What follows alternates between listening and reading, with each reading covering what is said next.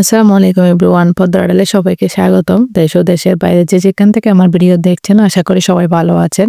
আলহামদুলিল্লাহ, আমরাও ভালো আছি। আজকের ভিডিওটা সকাল থেকেই শুরু করেছি।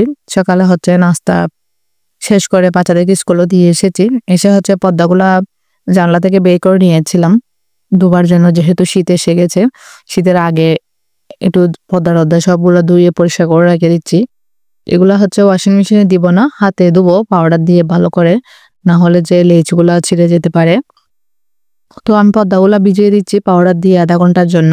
ভিজিয়ে দিয়ে কিচেনে চলে এসেছিলাম, দেখতেছি সবকিছু শেষ হয়ে গেছে। এখন একটা একটা করে সব রিফিল করে নেব। গতকালকে ধুয়ে রেখেছিলাম সবগুলা। তো আজকে আমি প্রথমে চিনিটা ঝাড়ে নিয়ে নিচ্ছি, কারণ দেখা যায় কি রেডি করে রাখলে চা বানাতে নাস্তা বানাতে একটু সুবিধা হয়। না হলে দেখা যায় চা সিদ্ধ দিয়ে তারপর চা পাতা চিনি ধানু এগুলো বের করে করে নিতে হয় একটা একটা, তখন ঝামেলা লাগে। রিফিল করা থাকলে ঝামেলা হয় না। তো আমি একসাথে অনেকগুলো রিফিল করে নেব। এটা লবণটা দিয়ে দিচ্ছি। সে সাথে মরিচের গুঁড়া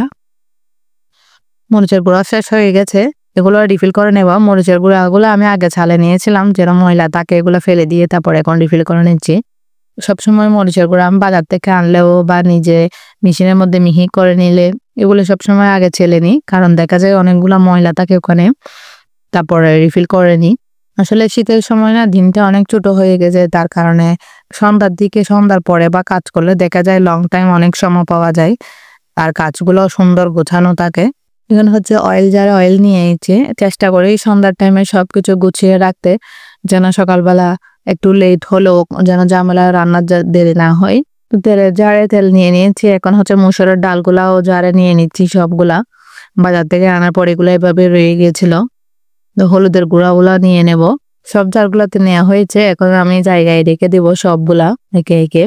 এটা সন্ধ্যার দিক দিয়ে আমার মেয়ে আলু ছিলে রেখেছিল ওর জন্য ফ্রেঞ্চ ফ্রাই বানিয়ে দেওয়ার জন্য। এখানে চারটা পাঁচটা আলু ছুলে কেটে নিয়েছে ও। এর থেকে বেশি নেয় নাই, যেহেতু শুধু ওরে আন্দাজ হবে, সবার জন্য বানায় নাই। তো ওকে আমি এগুলো একটু ফ্রাই করে দিচ্ছি, খেয়ে পড়তে বসে যাবে। বাচ্চারা ফ্রেঞ্চ ফ্রাই গুলো না খেতে অনেক পছন্দ করে। বাচ্চাদের কথা কি বলবো, আমারও অনেক মজা লাগে খেতে, ভালো লাগে গরম গরম যখন চচের সাথে খাওয়া হয়। তো ফ্রেঞ্চ ফ্রাই রেডি হয়ে গেছে, এখন প্লেটে নিয়েও নিয়েছি, ওকে দিয়ে দিচ্ছি খাওয়ার জন্য। ওর সাথে সাথে ওরাও খেয়ে ফেলতেছে একসাথে মিলে তিনজনে। আর এটা দুপুরের দিক দিয়ে। তারপরের দিন দুপুরে আমি আজকে সয়াবিনের সাথে চিকেন দিয়ে রান্না করব। আমার ছেলে সয়াবিন অনেক পছন্দ করে, খেতেও অনেক মজা হয় নরম নরম। সয়াবিনটা আমি প্রথমে বয়েল করে নিয়েছি, কারণ পানিতে বয়েল না করলে এটা সফট হবে না। বয়েল করে চিকেন ধুয়ে পরিষ্কার করে নিয়েছি। এখানে পেঁয়াজ রসুন আদা টমেটো সব কষিয়ে নিয়েছি রান্না করার জন্য। আজকে শুধু একটাই রান্না করব, সয়াবিন দিয়ে চিকেন, মুরগির মাংস। খেতে অনেক মজা হয়। মুরগির মাংস দিয়ে দিয়েছি, সাথে সয়াবিন গুলোও দিয়ে দিচ্ছি। এখন ভালো করে কষিয়ে নেব 5 মিনিট ধরে। মাঝে মাঝে কোনো কিছু রান্না করতে ইচ্ছে করে না, তখন এভাবে আমি রান্না করি। একটা মুরগির মাংসের সাথে আলু না হলে যে কোনো একটা সবজি হলে সবজি না থাকলে শুধু মুরগির মাংসটাই রান্না করি, যেহেতু বাচ্চারা মুরগির ছাড়া কিছু খেতে চায় না তেমন একটা। তো ওদের পছন্দের রান্নাটা থাকলে ওরাও খেয়ে তৃপ্তি পাবে, সাথে আমি একটু ভালো থাকলাম, যার কারণে টেনশন থাকবে না। তো এরকমই হয় মাঝে মাঝে। তার জন্য আজকে শুধু একটাই রান্না করতেছি, কোনো সবজি কোনো কিছু রান্না করব না, সয়াবিনের সাথে মুরগির মাংসটাই রান্না করব। এটা 5 মিনিট কষানোর পরে এখন আমি আপনাদেরকে দেখাচ্ছি কিরকম হয়েছে। দেখুন মাশাআল্লাহ সুন্দর একটা কালার এসেছে, যায় না কতটুকু বোঝা যাচ্ছে ভিডিওতে। এখন হালকা পানি দিয়ে দিব যেন একটু ভালো করে সিদ্ধ হয়। সয়াবিন প্রোটিন জাতীয় খাবার, বাচ্চাদের জন্য অনেক হেলদি একটা খাবার।